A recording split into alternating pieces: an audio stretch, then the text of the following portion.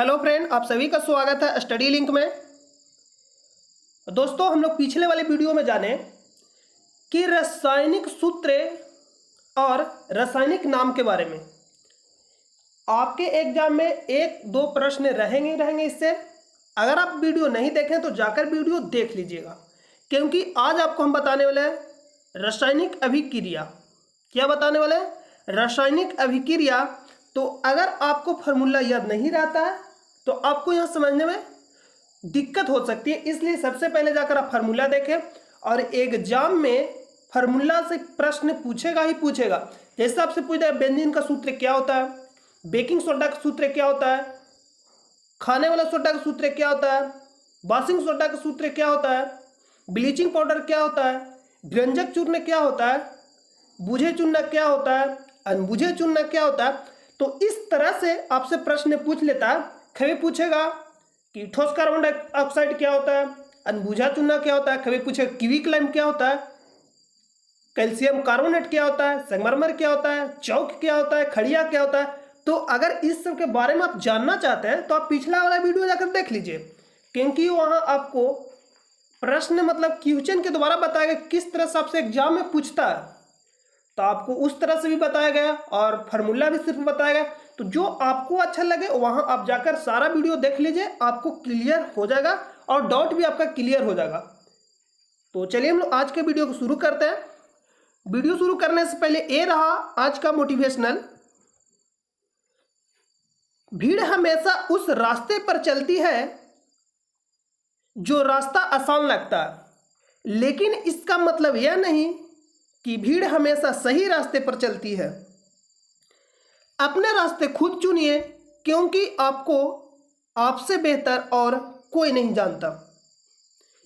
इसका कहने का मतलब है मेरे दोस्त कि अगर आप अभी भी भीड़ में चल रहे हैं तो आप भीड़ से अलग होइए, क्योंकि भीड़ में चलना आसान है लेकिन आपकी वो पहचान छीन लेती है।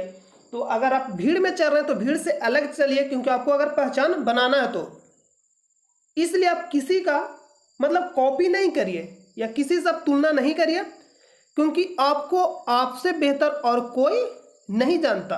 तो चलिए हम लोग इसी के साथ वीडियो को शुरू करते हैं।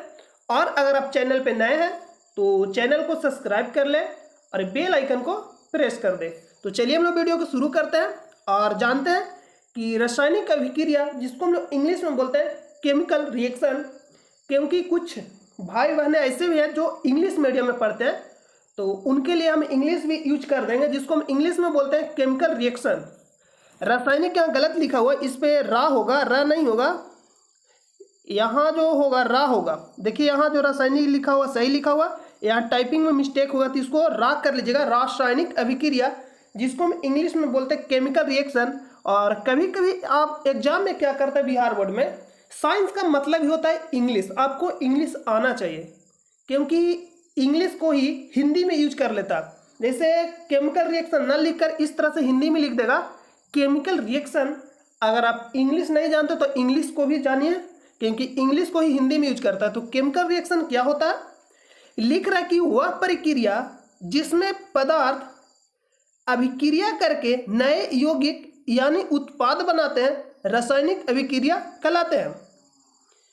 जिसमें वह प्रक्रिया जिसमें पदार्थ अभिक्रिया बोले तो अभिक्रियक मतलब जो भाग लेते हैं उसको बोलते हैं अभिक्रियक, जिसको इंग्लिश में बोलते हैं रिएक्टेंट, करके नए यौगिक, यौगिक मतलब नए उत्पाद बनाते हैं, उसे हम क्या कहते हैं? रासायनिक अभिक्रिया कहलाती है। तो ये रहा आपका डिफिनेशन। समझने के लिए हम लोग एग्जाम्पल लेते हैं।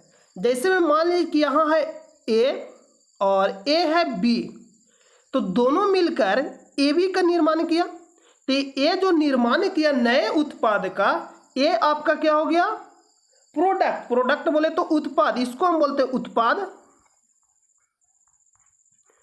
इसको क्या बोलते हैं? उत्पाद। यहां उत्पाद हो जाएगा। और इसको जो बोलते हैं जहां जो भाग लेता है अभिक्रिया में, आपसे ये भी पूछते हैं जो अभिक्रिया में भाग लेता है उसे क्या कहते हैं? उसको हम बोलते हैं रिएक्टेंट इंग्लिश में, और हिंदी में बोलते हैं अभिक्रियक। इसको हिंदी में क्या बोलते हैं? अभिक्रियक। जो अभिक्रिया में भाग लेता है उसको बोलते हैं अभिक्रियक, और जो नए पदार्थ मिलता है उसको हम बोलते हैं उत्पाद, और इंग्लिश में प्रोडक्ट। तो आप इसको ध्यान देखिए, ए भी एक नंबरिया में पूछ लेता है, कभी कभी प्रश्न ऑब्जेक्टिव में पूछ लेता है, तो इसको आप ध्यान में रखिए। आप यहाँ देखिए कि ए प्लस बी मिलकर क्या किया निर्माण, ए बी का निर्माण किया।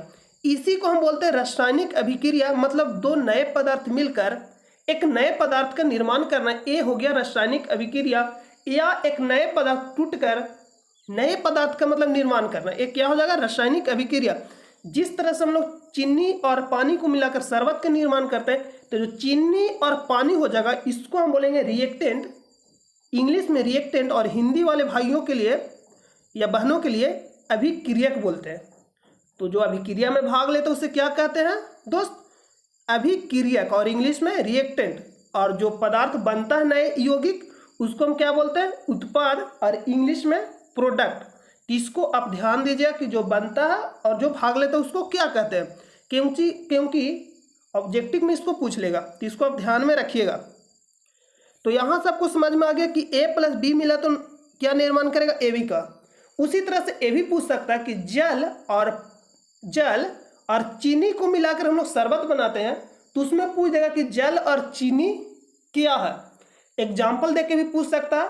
प्रश्न किसी तरह से भी पूछे, अगर आपका कॉन्सेप्ट क्लियर है तो आप किसी भी प्रश्नों को आसानी से बना लीजिएगा। तो इसलिए से आप ध्यान दीजिए कि अगर जल और चीनी मिलेगा तो शरबत बनाएगा, तो इसमें जो शरबत होगा उत्पाद होगा, और इंग्लिश में बात करें तो हम इसको बोलेंगे प्रोडक्ट, और जो भाग लिया उसको बोलते हैं रिएक्टेंट, और हिंदी में बोले तो अभिक्रियक। तो इतना आप ध्यान दीजिएगा।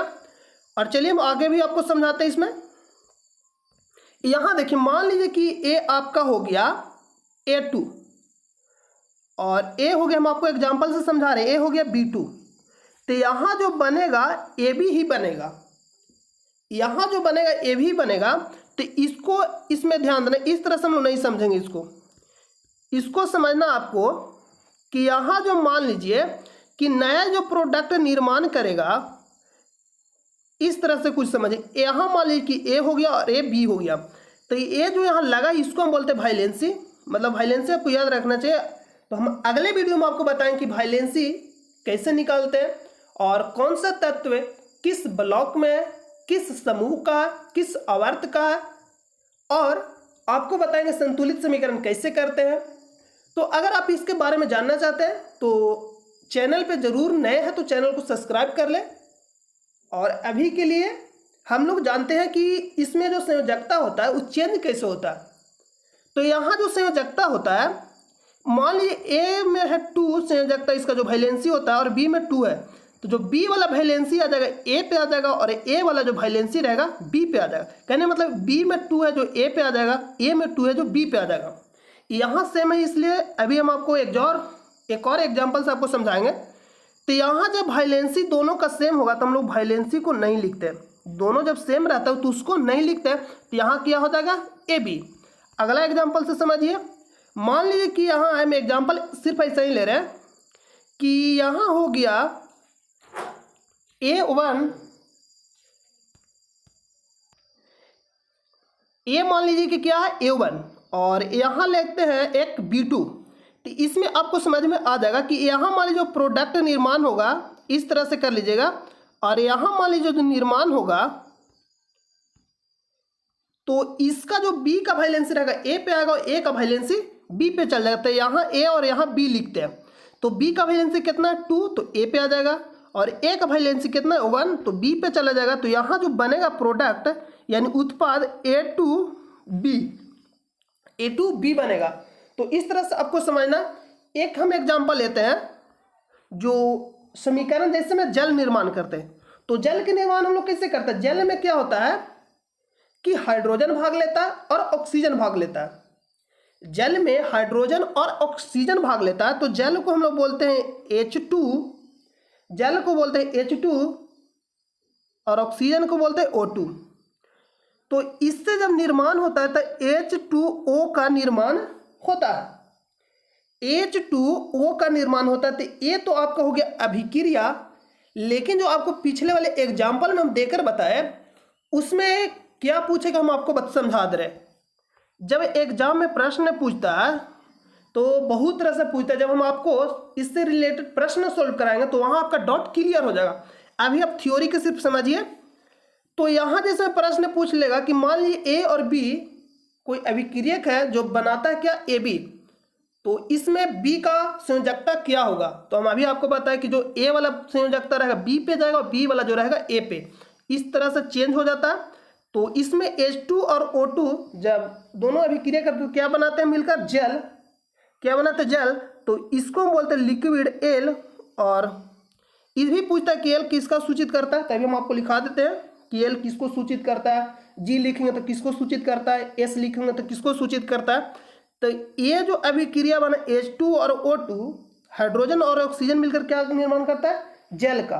हाइड्रोजन और ऑक्सीजन मिलकर क्या निर्माण करता है, जल का। तो यहाँ अभी ये जो समीकरण संतुलित नहीं है, तो हम लोग अगले वीडियो में जानेंगे संतुलित समीकरण कैसे करते हैं, वैलेंस कैसे करते हैं। इससे रिलेटेड एग्जाम में आपका प्रश्न जो रहेगा 4 से 5 प्रश्न पूछता ही पूछता है। अगर आप 10वां के दीजिए, 9वां के दीजिए, 11, 12 जो भी एग्जाम दीजिए, 10th क्लास में से रिलेटेड पूछता ही है कि वाइलेंसी मतलब करने के लिए 2-3 समीकरण दे देगा, उसको बोल देगा वाइलेंस करने के लिए मतलब संतुलित समीकरण इसको करिए, या जांचने के लिए भी दे देता कि संतुलित समीकरण है या नहीं है। तो हम लोग नेक्स्ट वाले वीडियो में जानेंगे संतुलित समीकरण कैसे करते हैं और वैलेंसी हम लोग कैसे निकालते हैं, जिसको हम बोलते हैं हिंदी में संयोजकता। तो आप यहाँ याद रखें समीकरण की H2 और O2 मिलता है तो क्या निर्माण करता है, जल का। अगला एक लिखिए समीकरण, जैसे में एस हो गया इसको बोलते हैं कार्बन, और जब O2 मिलेगा तो किसको निर्माण करता है, CO2 का, मतलब कार्बन डाइऑक्साइड का। अगला लिखिएगा ये समीकरण है कार्बन डाइऑक्साइड का, इसको आपको याद रखना पड़ेगा। CaO जिसको हम बोलते हैं क्विक लाइम, इसी को बोलते हैं क्विक लाइम। तो आप पिछला वाले वीडियो जाकर देख लीजिएगा क्विक लाइम की हिंदी में हम लोग क्या बोलते हैं, बिना बुझा हुआ चूना का सूत्र भी पूछ लेता है। और जब ये जल से अभिक्रिया करता है तो क्या निर्माण करता है, CaOH के हॉल टर्न्स टू, जिसको हम बोलते हैं बुझा हुआ चूना, बुझा हुआ चूना।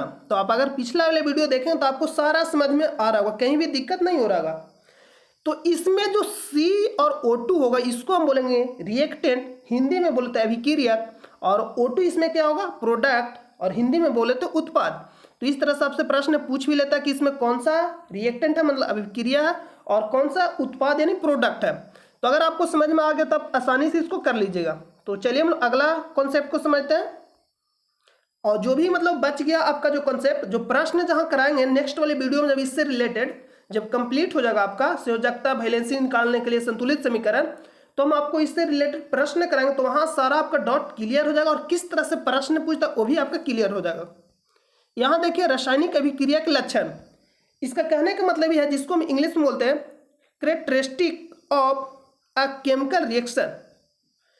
इसका कहने का मतलब ये है कि ये पता कैसे चलेगा कि रासायनिक अभिक्रिया हो रहा, मतलब हम पता कैसे करेंगे कि यार जो हो रहा है कोई मतलब चीज बन रहा है जिसमें H2 और O2 से निर्माण में चलती, कैसे पता चलेगा कि रासायनिक अभिक्रिया हो रहा है। तो इसका लक्षण क्या क्या है, तो जो पहला है, तो पहला में लिखिएगा रोमन अंक में, यहाँ लिख लीजिएगा रोमन अंक में 1 2 3 4 इस तरह से। अवस्था में परिवर्तन होगा, गैस निकास होगा, या निकास लिखना चाहिए, गैस का क्या होगा, निकास, निकाल लिख दिया। गैस का निकास होगा या उत्सर्जन होगा। गंध में परिवर्तन होगा, मतलब गंध चेंज हो जाएगा। रंग में भी परिवर्तन होगा, मतलब रेड है तो लाल, हरा, मतलब जो भी रंग रहा है वो चेंज हो जाएगा। तापमान में परिवर्तन होगा और ध्वनि का उत्पन्न होगा। ये जो भी मतलब होगा अगर आपको जहां दिखाई देते हो, मान लीजिए कि रासायनिक अभिक्रिया हो रहा है, ये सब अगर आपको दिखाई दे रहा है तो मान लीजिए रासायनिक अभिक्रिया हो रहा है। तो ये रहा आपका लक्षण, लक्षण भी पूछ लेता है एग्जाम में। अगला है रासायनिक समीकरण, जिसको हम इंग्लिश में बोलते हैं केमिकल रिएक्शन। किसी रासायनिक अभिक्रिया का तत्वों के प्रतीकों या यौगिकों के सूत्रों की सहायता से लघु निरूपण रासायनिक समीकरण कहलाता है। इसका मतलब क्या हुआ, जैसे मान लीजिए कि हमें ये ना लिख के, जैसे हम आपको लिख कर एग्जाम्पल देते हैं कि H2 और O2 से मिलकर निर्माण करता है H2O यानी जल, जल निर्माण किया, तो इसी को हम बोलते हैं रासायनिक समीकरण। इसका कहने का मतलब हुआ हम ये ना लिखकर ऐसे भी हम लोग लिख सकते हैं कि जब हाइड्रोजन और ऑक्सीजन से अभिक्रिया कराते हैं तो जल का निर्माण होता है।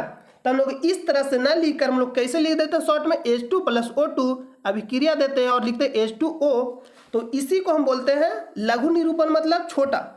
लघु निरूपण को क्या बोलते हैं? रासायनिक समीकरण कहलाता है। मतलब सूत्रों के द्वारा, हम लोग उसे लैंग्वेज में न लिखकर सूत्र के द्वारा लिखते हैं। तो अगर आप केमिस्ट्री में जब भी आंसर राइटिंग कर रहे हैं तो आप सूत्र का ज़्यादा प्रयोग करिए, तो आपका जो एग्जामिनर जो कॉपी चेक करने वाला है ज़्यादा आपको नंबर देगा, क्योंकि आपको समझेगा कि आप पढ़ा लिखा हुआ है। तो इस तरह से आप सूत्र का उपयोग करिएगा कहीं भी। तो H2 और O2 जब अभिक्रिया का साइन देंगे तो H2O बनेगा। यही क्या है? रासायनिक समीकरण। इसको हम लोग लैंग्वेज में ना लिखकर क्या लिखते हैं? सूत्र में लिखते हैं। इसी को बोलते हैं सूत्रों की सहायता से लघु निरूपण रासायनिक समीकरण कहलाता है।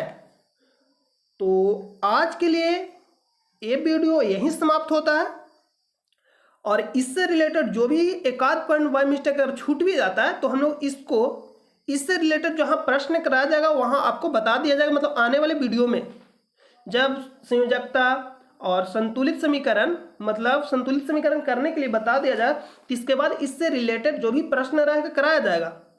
तो आप चैनल पे नए तो चैनल को सब्सक्राइब कर ले और बेल आइकन को प्रेस कर दें। तो आई होप कि आपको समझ में आ गया होगा। तो हम मिलते हैं नेक्स्ट वीडियो में। जब तक के लिए अपना ख्याल रखिए। जय हिंद, जय भारत।